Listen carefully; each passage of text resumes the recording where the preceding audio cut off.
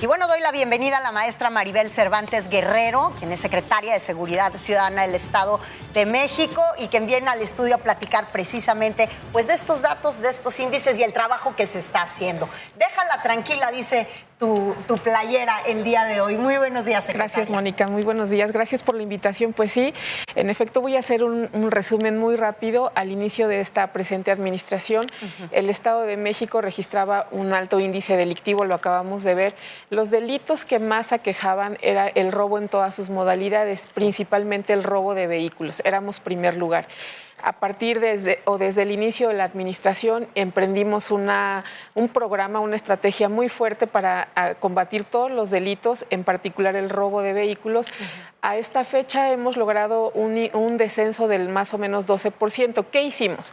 Mapear el estado, identificamos dónde se registraban la mayor incidencia delictiva. Fueron 28 municipios donde se registraba la mayor incidencia delictiva, donde se registra el 80% de delitos. De esos 28 municipios, también lo vimos en la nota, Ecatepec registra más o menos el 60% de delitos en toda la entidad. Vamos a detenernos tantito en Ecatepec porque sin duda es uno de los focos rojos en el estado, en muchos sentidos. ¿Qué pasó con Ecatepec que se le salió de las manos y que no lo han podido recuperar? Porque la realidad es que no han podido hasta el día de hoy. Ecatepec, como es el municipio más poblado, tiene una población de 1.8 millones de habitantes, pero alcanza hasta 3 millones en población flotante. ¿Qué ocurrió? Y es un fenómeno que se dio en el Valle de México, que incluye Ecatepec. Tenemos obviamente nuestra vecindad con la Ciudad de México, el estado de Hidalgo. De hecho, tenemos un programa de una coordinación metropolitana donde atendemos el delito tanto del lado del Estado de México como de la ciudad y lo que corresponde al estado de Hidalgo. ¿A qué me refiero? Ocurre un robo, un asalto, cualquier otro delito, por ejemplo, en Ecatepec, en la vía Morelos, y los delincuentes tienden mucho a irse hacia la Gustavo Amadero y al revés. ¿Qué hicimos? Establecimos un convenio que está funcionando con la Ciudad de México, donde policías de la ciudad pueden acceder al Estado de México, sobre todo en esta zona conurbada, y nosotros también a la ciudad. Punto número 1. Punto número 2, intercambiamos o compartimos, mejor dicho, frecuencias. Es decir, en nuestro C5 podemos escuchar la frecuencia de la ciudad y ellos también pueden escuchar nuestra frecuencia. ¿A qué nos ayuda esto? Cuando tenemos conocimiento de un delito, podemos hacer cercos virtuales. Es decir, avisamos, acaba de ocurrir un delito de mi lado y de acuerdo a las cámaras o la videovigilancia van hacia la Ciudad de México. Por lo tanto, el C5 de la ciudad lo toma. Y ellos pueden seguir con la vigilancia, son cercos virtuales, de manera que cualquiera de las dos policías pueda reaccionar. El robo de vehículo que se registraba en Ecatepec, ahí es donde tuvimos nuestra principal baja de más de un 10%. Obviamente hay grandes retos todavía en Ecatepec, el tema de mujeres, el resto de los delitos, homicidios dolosos. Tenemos para este 2020 programas y estrategias muy enfocadas precisamente a que podamos incidir en Ecatepec. El gobierno de la República determinó también que Ecatepec era una región prioritaria. ¿Qué quiere decir que es una región prioritaria? Que va a enviar más número de elementos de la Guardia Nacional de los que se tienen proyectados para cada una de las regiones en el país. Qué bueno que tocas ese tema, porque yo quiero destacar, tuve la oportunidad la semana pasada de coincidir con la secretaria de Seguridad del Estado de México en un congreso muy importante y muy revelador en Toluca, precisamente, sobre seguridad. Hay un asunto en el Estado de México y en México en general de violencia intrafamiliar que ni se denuncia ni se puede controlar.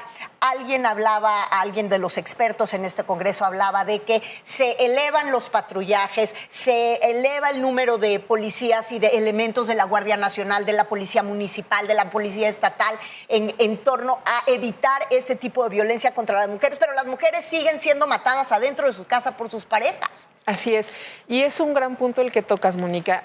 Cuando empezamos a ver cómo estaba desarrollándose el tema en particular de violencia de género en el Estado, hicimos un estudio junto con la Fiscalía General de Justicia del Estado y hay datos, como tú dices, que son reveladores. En cuanto a violencia de género en particular, el 58% de las mujeres en el Estado de México son violentadas en sus casas. y son violentadas por casi el 50% de personas cercanas a su entorno, pareja, expareja, tío, papá o vecino. El INEGI en su última encuesta del ENSU también dice que con quien más tenemos problemas es con nuestros vecinos.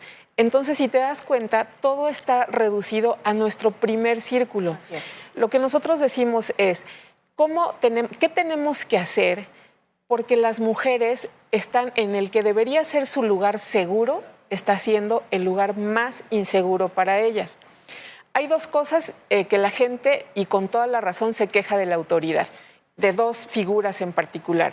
La policía, porque no llega a tiempo, no está cuando lo necesitan, y el Ministerio Público, porque no son atendidas como debieran. ¿Qué hicimos? Esta campaña Déjala Tranquila es una campaña que iniciamos la Fiscalía General de Justicia junto con la Secretaría de Seguridad en un ejercicio, yo diría, inédito, porque la Fiscalía, como sabes, es autónoma. Es decir, vamos los dos. La policía está buscando la denuncia de las mujeres, es decir, tocando la puerta de la casa de las mujeres que entran, cuyas llamadas entran por 911 y que normalmente te dicen que en su casa las están agrediendo. Entonces la policía va a buscarlas y acompañamos en el proceso para la denuncia cuando ellas se sienten cómodas y el seguimiento de la carpeta de investigación. Digamos que estamos cubriendo una parte, pero sigue pendiente esta parte de qué hacemos en la casa. De nada sirve que la policía salga a la calle a hacer su trabajo y detenga a los agresores cuando la Fiscalía los deja libres, secretaria. Estamos ahora, como te digo, en esta campaña juntos, donde nosotros podamos dar ese acompañamiento con el Ministerio Público, pero además ahorita lo que estamos tratando de hacer, y es donde estamos invitando a la población, es ayúdenos a reeducarnos todos, empezando por los hombres, porque si no incidimos en lo que pasa en los hogares, así llenemos de policías y hagamos muchísimas más cosas, tenemos que garantizar la seguridad de las mujeres en sus casas. Te voy a decir un último dato.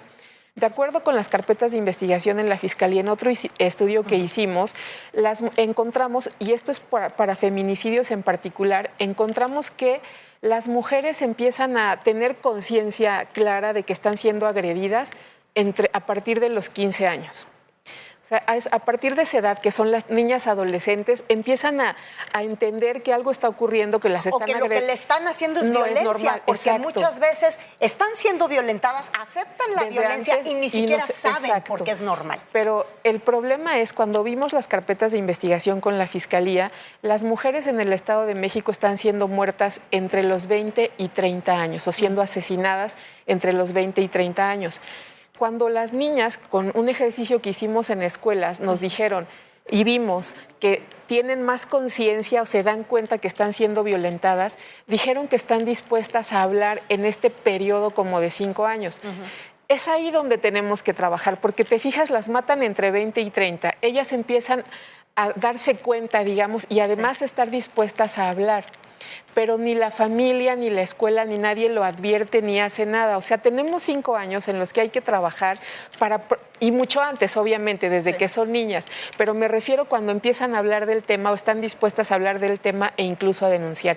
Insisto, tenemos mucho trabajo que hacer en las casas, en las escuelas, educar a los hombres.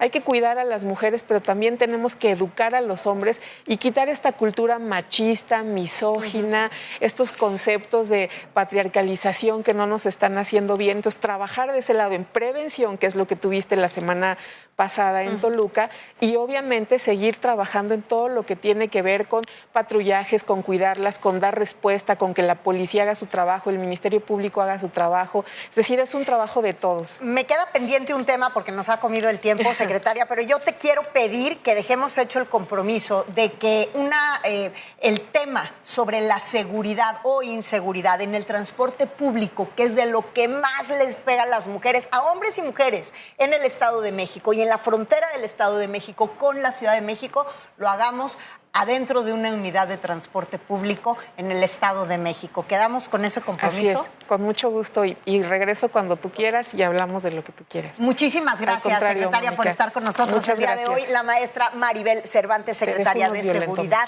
del Estado de México. Me está dejando el famoso violentómetro. Esto es muy importante, ¿eh? Lo vamos a revisar a detalle más adelante. Gracias, secretaria.